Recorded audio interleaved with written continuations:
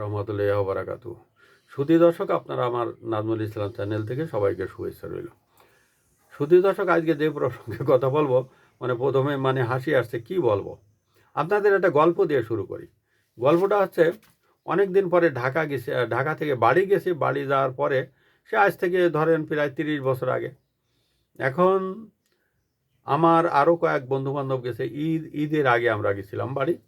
তো বন্ধুবান্ধবকে বললাম যে এখন তো আমরা বিকেলবেলা সবাই যাচ্ছি বাজারে, এখন কি করি। এখন আবার একজন বলল যে এই Amar sir, Ali sir, Bakkar sir, এরা কিন্তু এখন এই বিকেলবেলা কিন্তু ফিরবে, তাদের সামনে হতে হবে, অনেক ধরনের প্রশ্নের সম্মুখীন হবে। এগুলো আসলে একটা স্যারেদের সামনে উত্তরই দিতে পারবো না ভয়ে।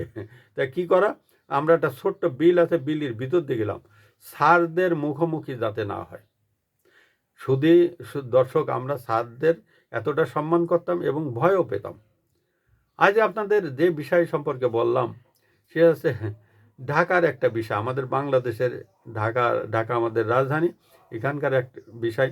এখানে এক ছাত্র নাকি এক স্যারের ওই যে কোনো অন্ড করছে না কোন জায়গা হাত দিছে, এবং তাও এই ছাত্রটা একটা বিচারপতির ছেলে। এটা নিয়ে আমি আগে একটা কন্টেন্ট করেছিলাম, তারপরে আজকে আবারও হচ্ছে। কারণ তো মোটামুটি মিডিয়াও গরম, পেপারেও দেখা যাচ্ছে। আর সেই অভিভাবককে একটা কাজ করেছে, ওই ছাত্রকে ওই প্রতিষ্ঠান থেকে নিয়ে গেছে। এটা হচ্ছে ঢাকার নাম করা, ঢাকার যত পুরনো একটা স্কুল আছে, এই পুরনো স্কুলগুলোর ভিতরে একটা ওয়েলস লিটল ফ্লাওয়ার স্কুল। এখানে বাংলাদেশের অনেক পথিতযশা, অনেক নামকরা ব্যক্তিত্বরা এই স্কুলে পড়িছে। বলতে পারেন ভিআইপি পার্সন ব্যক্তিরা। তার ভিতরে একটা নামই বললি, সেটা হচ্ছে শমিকাই স্যার, নায়িকা। আরও অনেক আছে। আমি নাম জানি না অনেকে, আমি একটা লিস্ট দেখলাম পেপারে। তো এখন বিষয় অত কিছু বলতে গেলে ভিডিওটা বড় হয়ে যাবে। তো এখন আমরা ছোটোবেলা একটা গল্প পড়েছি, বাদশাহ আলমগীর। বাদশাহ আলমগীরের শিক্ষকের প্রতি যে মর্যাদা দিতেন শিক্ষককে, এবং শিক্ষককে যে মর্যাদা সম্পন্ন করেছেন, যে বাদশাহ আলমগীরের ছেলেকে দিয়ে শিক্ষকের পায়ে পা ধোয়াই দিচ্ছেন, যেখানে ছাত্র পানি ঢেলে দিচ্ছে শিক্ষকের পা ধোয়ার জন্য, সেখানে সেই স্যারকে তো রাজদরবারে ডাকিছে বাদশাহ আলমগীর দেখে।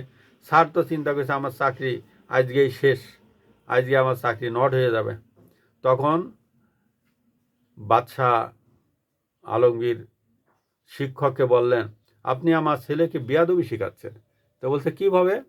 তো বলছে বেয়াদবি শেখাচ্ছেন, আমার ছেলে আপনার পায়ে পানি ঢেলে দিচ্ছে, আপনি পা ধুচ্ছেন।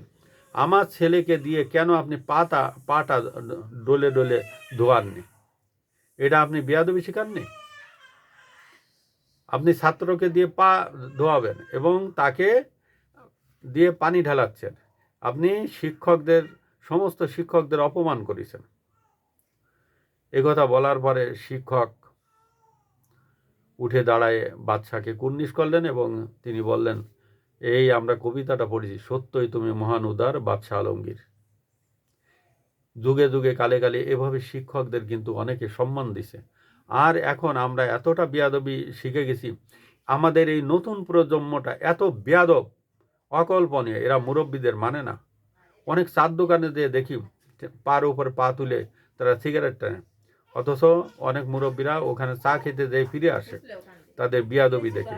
অনেক ধরনের এই ধরনের বেয়াদবি কথাবার্তা শুনি, এবং অহরহ বিভিন্ন জায়গা মুরব্বীদেরকে এই সব টিনেজ পোলাপান, এখনকার ছেলেমেয়েরা এদেরকে হেস্তনেস্ত করে, বিভিন্ন ধরনের কথাবার্তা বলে, যে মুরব্বীদের সাথে যে ধরনের কথা বলা যায় না। আমরাও তো মুরব্বীদের সম্মান করেছি। ডক্টর ইউনূস গত 18টা মাসে এই টিনেজ পোলাপান, এই ইয়াং জেনারেশনকে ধ্বংস করে দিয়ে গেছে। আজকে কিভাবে একজন ছাত্র একজন শিক্ষকের অন্ডকোষে হাত দেয়, এটা কোনোভাবে উচিত হয়নি।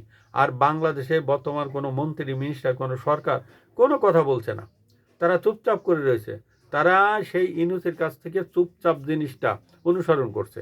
বাংলাদেশে অনেক জ্বালাও পোড়াও ভাঙচুর অনেক কিছু হয়েছে, মব হয়েছে, কিন্তু ইউনূস সরকার চুপচাপ করে থাকিছে, কোনো করেনি, প্রতিক্রিয়া ব্যক্ত করেনি। আর বর্তমান সরকার একই অবস্থা।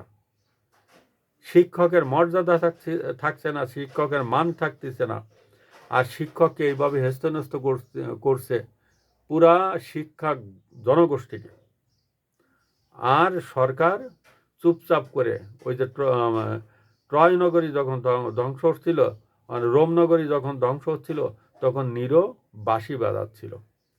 ঠিক বর্তমান সরকারও শিক্ষকরা যখন ধুলায় মিশে যাচ্ছে আর সম্মান থাকছে না, তখন বর্তমান সরকার নাক ডেকে ঘুমাচ্ছে। আসসালামু আলাইকুম ওয়া রাহমাতুল্লাহি ওয়া বারাকাতুহু।